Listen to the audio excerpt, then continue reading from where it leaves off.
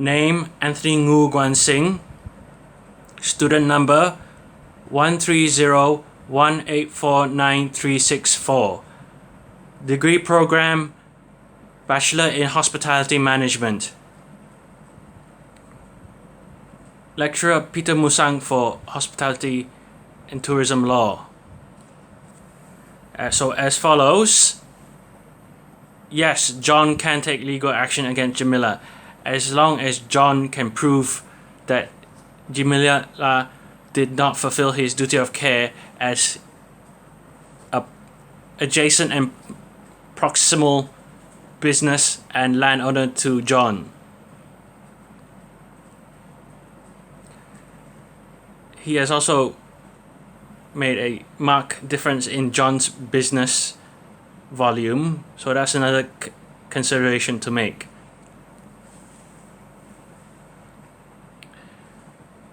So even more so,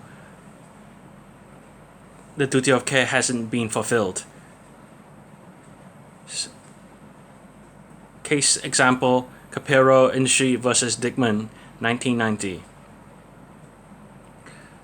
John also has to prove that the specified damage to his business is a direct result of Jamila's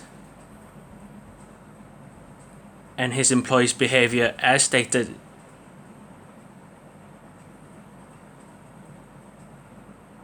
in the case Strong versus Woolworth Limited and Wilshire versus Essex Health Area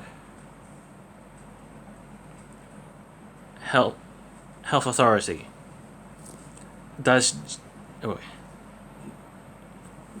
Continuing, no, Jamila does not have a claim against John, at least not a strong one.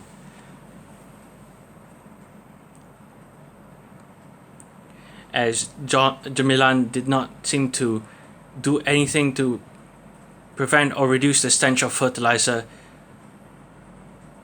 he uses to grow his mangoes. He could have done such thing as using odorless chemical fertilizers, but he did not. He continued on with the more natural fertilizer.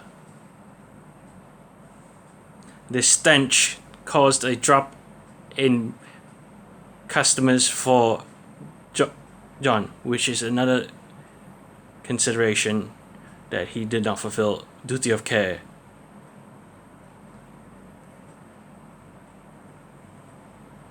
Case example, Blythe versus Birmingham Waterworks, 1856. So, which means where failure to reduce risk is ground for negligence.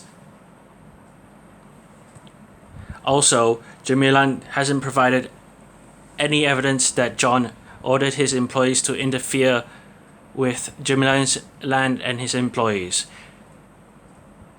meaning they most probably did it on their own accord, and John was unaware and is not completely liable for their actions, as outlined in the case Santry Co Limited versus Northern Ireland Road Transport Board.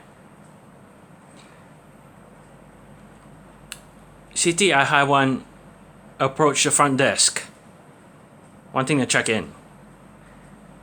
They were overbooked. From my experience working in front office for a while, a few years ago, there's two scenarios. One, it is completely overbooked and occupancy is near 99% to 100%, meaning there is people are either already staying in the room, or have made a confirmed and paid for booking, so the hotel is obliged to fulfill the contractual obligation. In that case, the hotel would have to arrange for City and Haiwan to stay at another hotel, and also transfer the payment they gave to Corona Hotel over to the new hotel they're staying at. And if there's a difference in rates, the hotel is also obliged to make up the difference. Alternatively, the other scenario is many hotels contain bookings that aren't paid for and confirmed, and the hotel is not under any financial or contractual obligation to fulfill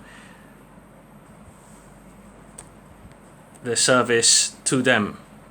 So once, depending on the bylaws of the hotel,